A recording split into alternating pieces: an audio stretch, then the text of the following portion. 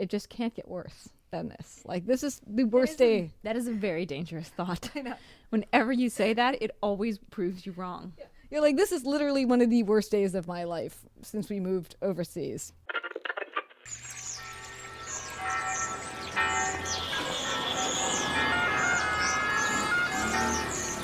Welcome to Rome. This is The Bittersweet Life with Katy Sewall and Tiffany Parks. This is The Bittersweet Life. I'm Katy Sewall. Now we begin part 2 of our episode on assault. If you haven't heard part 1, go back and get caught up, because part 2 picks up right where we left off. Let's hear about your story. Well, unfortunately, my story doesn't have such a good conclusion if you count having somebody beat up and sent to jail being a good conclusion. Although I hope it also didn't include molestation. Well, I'll let you be the judge. Oh, dear. No, it didn't involve molestation, but I don't want to give too much away. Okay, let's hear it. So this is one of those stories that might just be because of your female upbringing that feels embarrassing to tell. So, which is why I haven't really told anybody about it. Derek and I went to Spain, and it was supposed to be a vacation that was going to be very relaxing to get us out of the city for a while. We were going to rent a car, and we were going to just drive around southern Spain and go. We made no plans about where we were going to go. We were just going to drive around and go where the wind takes us. We were thinking that we would spend the first night in Granada, but that was it. That was as much as our planning had gone. So we fly into Valencia as our starting point. And the first thing that happens to us on this day from hell is that we realize, getting to the rental car place, that neither one of us brought our licenses with us, which is a really dumb mistake, but we're not driving in Rome, so we don't carry them because we need to have an identification in case we lose our passports or something. We need to have some other form of identification. So if we don't need it, we don't bring it with us. We just leave it in the apartment. So this ruins our plans entirely. So there's the initial disappointment of that. We also happened to be there on a holiday, which we weren't expecting. So everything was closed. The only restaurants that are really open are Burger King, Pizza Hut. The train station is open, thankfully. But after our devastation, we go and eat a Burger King lunch in our misery. And then we went over to the train station and we decided, okay, well, we'll catch the first train to Granada. That was where we were heading anyway, and we'll just figure it out from there. The only train to Granada, and it's 10 in the morning right now, leaves at 1:30 a.m. So we decide that we're going to buy tickets for it, and we're just going to find a way to kill time in Valencia. Now, I'm not going to go into the horrors of this day. We also had stayed up really late the night before, hanging out with friends, and so we were both exhausted also. We had gone to bed at 3 a.m.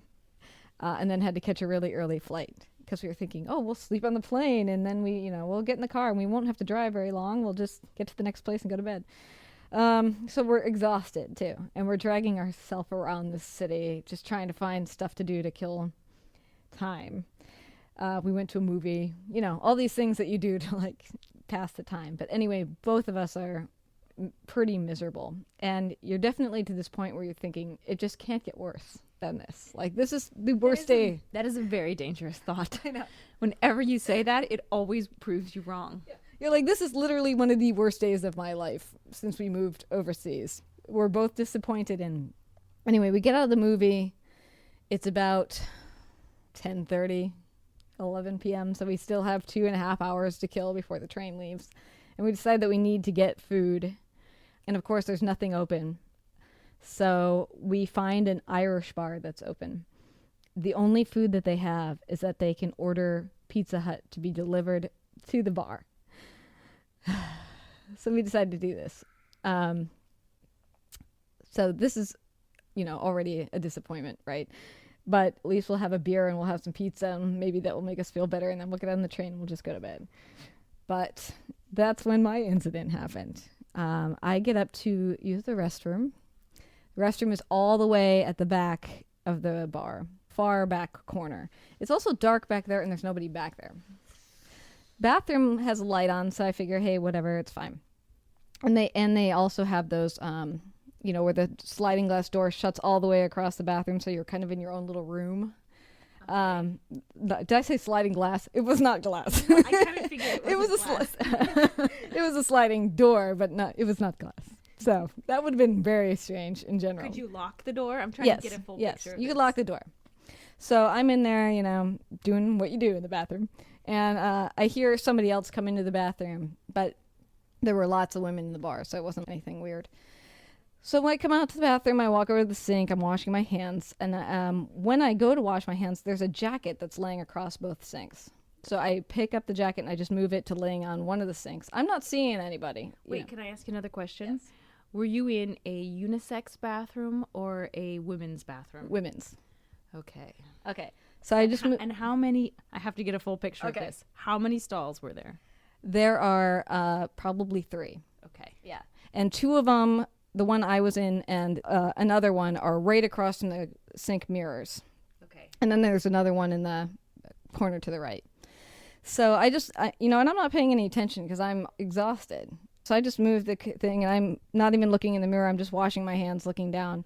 And I hear a guy behind me who's in the stall that was right next to mine. The door is open and he's facing the toilet. Right. But he's standing in the doorway. It was sort of like a big rectangle room. Each one was a rectangle room. So if you were standing in the door facing the toilet, you could still see the sinks, but the toilet's in front of you. Does that make sense? No. He was facing the toilet, but he could still see you? Right. Because, he wasn't standing over the toilet like going to the bathroom. He was just facing in that direction. But wouldn't the toilet have been on the opposite side? No, it's sort of like you walk in, say you're in a rectangular room, you'd walk in and the toilet would be on your right-hand side. So if the 2 rectangles are facing each other, so if there was no wall between the 2 stalls, the toilets would be looking at each other. Okay. But the door... And that's where the sink was. But the doorways are both like right in front of the sink. You need to draw a picture. No, I know. Just kidding. Just picture it however you want, okay? So he's there and but he's... I don't want to get too distracted on that because it doesn't really matter. Okay. Either way, he's standing in an open stall, just facing me sideways, like looking over his right shoulder at me, and I can see him in the window, okay? In the mirror. In the mirror. God, the sliding glass door, the window. This story makes me too nervous. No, and he says something like, first he's moving very quickly. That's one thing that's interesting. So he's standing there and he's looking at me, but he's grabbing toilet paper very quickly, like he's in a little bit of a panic, okay? And he looks at me and he says, "Do you speak Spanish?" And I said, "Not really. I understand it, but I don't really speak it." And he says, "Where are you from?" And I said, "I'm from the United States." And never in all of this did you think, there's a man in the women's bathroom? Yes, but I was just like drying my hands and, getting ready to leave the door. But yes, it was definitely strange. But it wasn't like I felt like we were going to have a prolonged conversation. Mm-hmm. All right. But then what he ends up doing, in hindsight, this all seems like a plot. But at the time, you're responding to a person's just signals. And he seems panicked, like something is seriously wrong in the way that he's talking to me. And he's pulling toilet paper to his lower stomach like he's trying to stop something from bleeding. That's like what it looks like, and he keeps saying things like, "I'm sorry, I know this is, I'm sorry that I'm in here. I have this thing I got to deal with. It's very painful and blah, blah, blah." And I'm confused. And he keeps referring to my partner, that he's gay. My boyfriend, he's not here. He can't help me. So I just got to take care of this and blah, blah, blah. And I can't tell what's going on. Is he being stabbed? Is he seriously wounded? What's happening? So he's acting like he's in a panic. And he says in very broken English, "Can you get such and such from my coat?" And I don't understand what he asked for. He doesn't use a word I recognize. "What in your coat?" And he said, the thing in whatever he said, I don't know what word. And so I went to the sink and I reached in one of the pockets and I pulled out a little book, which obviously wasn't what he was looking for. And I went into the other pocket and pulled out car keys, which obviously wasn't what he was looking for. And he says, "Can you just bring it to me?" Oh, no. Yeah. No. I know. This is getting bad. This is when I would have said, "No, I'm sorry. I got to go. I'll send my husband in." I know. And meanwhile, he's still grabbing toilet paper. So now he has like a massive, what looks like a bandage. And he says, give me the coat and hold this bandage. No, don't tell me you did. And so I did. And of course, you know what happened, right? It wasn't a gaping wound. He had his penis underneath all that paper. And it wasn't like I grabbed it, but as soon as I touched it and I felt that was there, I just threw the coat on the ground and said, oh, hell no, and like walked out. As a female, I think your initial thing is shame and embarrassment. How could I not have gotten that was what was going on? Should I even tell anyone about this? I know. Poor Tiffany's looks like she's going to cry.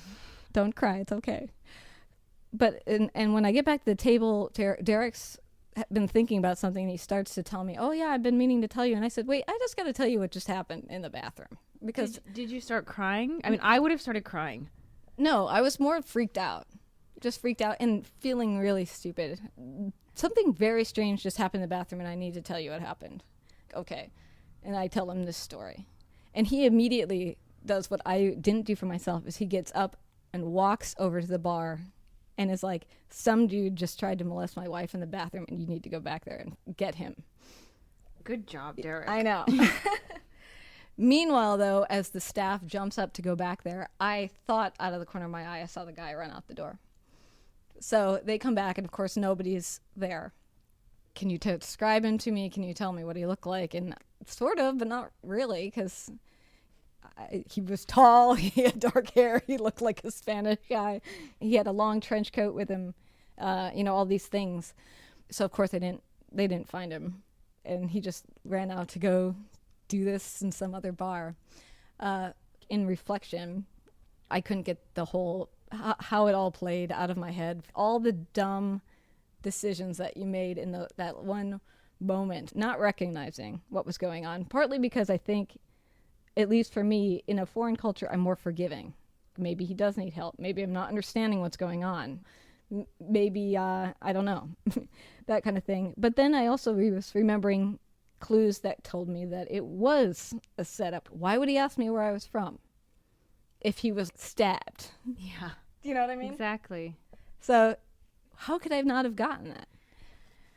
It's so normal for women to blame themselves that you should not at all. And I think when these things happen, it teaches us, I don't know, I have so much more compassion for women who've gone through obviously much, much, much worse, and yet have still felt shame and have felt afraid to tell people. And from the outside, it's so easy to say, this woman was being molested and she never said anything. Or even worse, if it's a little girl, then it's even more understandable. But you can't realize, unless you've been in that situation, even if it's a minor version of it, how ashamed you feel, even if it's completely not your fault. Yeah. So you just feel you should have known. You're an adult woman. You go around life thinking that you're not gullible and that you don't get yourself into risky situations. And then you find yourself in a weird, risky situation so fast. And all these cues were present and you didn't pick up on them. Now, I think it might be worse in a foreign country because at least culturally in the United States, you sort of can gather when somebody's being creepier, easier. that's true. Particularly because they're speaking your language. They're not flipping back and forth between two languages. Because your brain also, I was trying to be forgiving of myself because I do understand some Spanish. So my brain also is trying to go back. What is it that he needs? So you're also doing this language thing in your brain where you're not picking up on the signals of other stuff going on. Until hindsight, why did he care if I was an American if he was in serious trouble? Yeah, or why didn't he say go call an ambulance? No, but and why did I not think that he would do that? Well, you didn't think it because you were put in a situation that you were not expecting. And you have not been trained. I mean, you're not an FBI agent. You're not a cop. So you're not ready for a strange experience like that. Plus, you were tired. You'd had a bad day. You'd been traveling. Traveling is tiring at the best of times. So you absolutely can't blame yourself. But I definitely would learn from that experience. I feel that in Italy and in Europe, in general in Europe, these kinds of situations happen more often. Now, I don't know if that's true because I haven't lived in the United States for a long time, but all of my friends here, all of my American friends particularly, one in particular it's happened to her multiple times, and myself too, have been in a situation where not maybe that close of an encounter, but an encounter in which a man is near us and is masturbating. And I feel like those are things that don't happen as often in the States. And I think they do, actually. I do. Well, I do. I don't know if they happen often.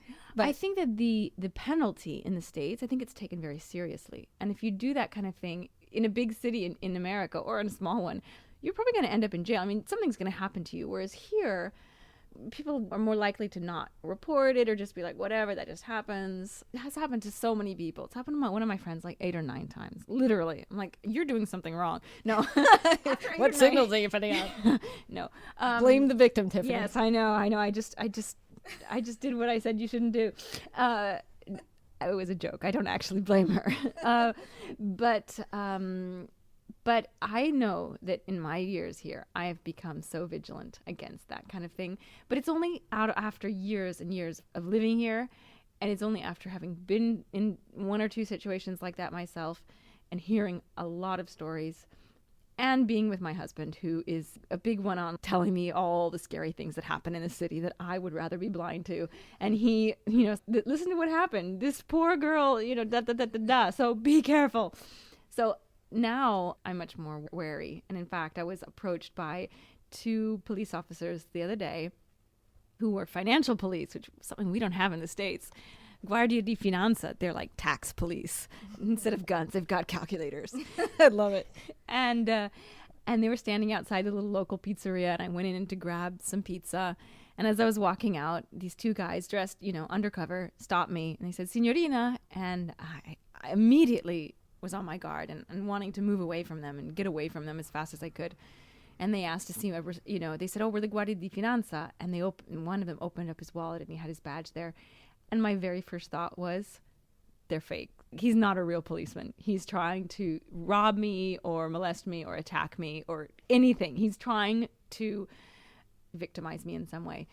And I was very antsy, and it took a while until finally one of them showed me his ID, and I looked at it very carefully. And he said, "Listen, you can call the police and you can ask them if I'm here and I'm on duty tonight, and they'll tell you I am." Finally, I believed them. And all they wanted was to see if I'd gotten a receipt from the pizza place. You think they would have just moved on to somebody else? I know. I think they thought maybe I had something to hide because I was so afraid of the police. But I know that people do have fake police documents. So, and that's again my husband telling me, putting the fear of God into me. I wasn't like that 10 years ago. I wasn't like that 5 years ago.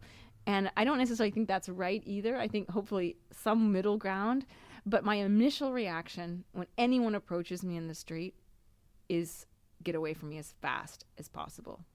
And to the point of where I'm probably rude to people who are totally innocent, like these 2 guys, totally innocent, and I couldn't have been further away from them. I remember once I was riding home on my bike, when I still had a bike before it got stolen, and this guy was kind of following me on a bike. He was an older man, and actually, come to think of it now, I don't remember if he was on a bike or on a scooter, but he kept trying to talk to me, and I said to him, "Get away from me, stay as far away from me as possible." Serious and pissed off. And that's the only thing that really did it. He probably was harmless. He was probably just trying to flirt with me. But I'm so wary now, and I'm so used to, not necessarily used to, but I'm so aware of the possibility of being put in a dangerous situation. But again, like I said, it's only after years and years, so I don't think you should blame yourself. Well, I think you're right, though, that and maybe men receive the same training, but I do think that women are taught to be polite. Oh, absolutely. And I don't know. I mean, I think everybody's taught to hopefully expect the best of people and assume that, yes, there's stranger danger out there, but that most people are friendly, not out to harm you in any way. And yes, to be on your guard, but I think women also are taught to be overly polite, to often feel like they somehow caused a situation to happen. In this situation, I don't feel like I caused the situation to happen. But in my younger life, I've been in sketchy situations where you can play it back in your head and say, oh, well, I was flirting with that guy pretty heavily. And so I can understand why he might have ended up being a total jerk and blah, blah, blah. But not that I was raped or anything. But that still doesn't make it right. I mean, you should be able to flirt with someone without having him jump on you or attack you, just as like you should be able to wear a short skirt without being molested. It's the same thing. I hate it when people say, "Oh, no, you dress like that. That's why you were raped." It's a complete cop out. Yeah, that's a ridiculous argument. Like I my main regret is that I didn't do what you did and just walk from the bathroom to the bar. Because if I had done that, they could have just immediately walked back and he wouldn't have even had time to run. If I had not done the triangle of going to Derek and then him walking to the bar and then them going back, at least they could have thrown him out with their bare hands into the street or something like that. Yeah, but don't beat yourself up too much, because even though I did, quote unquote, directly go to the authorities, I wasn't planning to do that. What I immediately thought of was just let me get as far away from this person as I can. And if I'd had a husband or boyfriend there, I would have run to him. I wouldn't have run to somebody that I don't know just to report it. That's a normal thing, that you would want to run to the person who's is protective of you and who's going to comfort you. And I just happened to be, I happened to be in a place where I was walking in the direction of the office, so it just made sense to keep going. It was not a conscious decision, for at least for the first 5 or 10 minutes. And it didn't ruin the Taj Mahal for you. I'm probably not going to ever go back to Valencia, but it is a beautiful town. It really is. Beautiful building, but I probably will not go back there, and not just because of this guy, but because that day was just so awful. As I said before, I may never go back to India. But if I do ever go back to India, and it's not by myself, and I highly doubt I would go back by myself, if I go with my husband, I will definitely go back to Agra, because I want to share the Taj Mahal with him as well. So I probably would go back, but... and you can tell him this beautiful story. No, he knows it. Trust me, he knows it. Oh, gosh. Well, that's enough cathartic talk for me. Should we leave it there? I think so. All right. I'm Katy Sewall. I'm Tiffany Parks. This is The Bittersweet Life. Send us an email, bittersweetlife@mail.com. And if you have had any incredible and unpleasant travel experiences, send them as well. Yeah, we want to read them. Maybe we'll share some. Yeah. And check out our website, thebittersweetlife.net.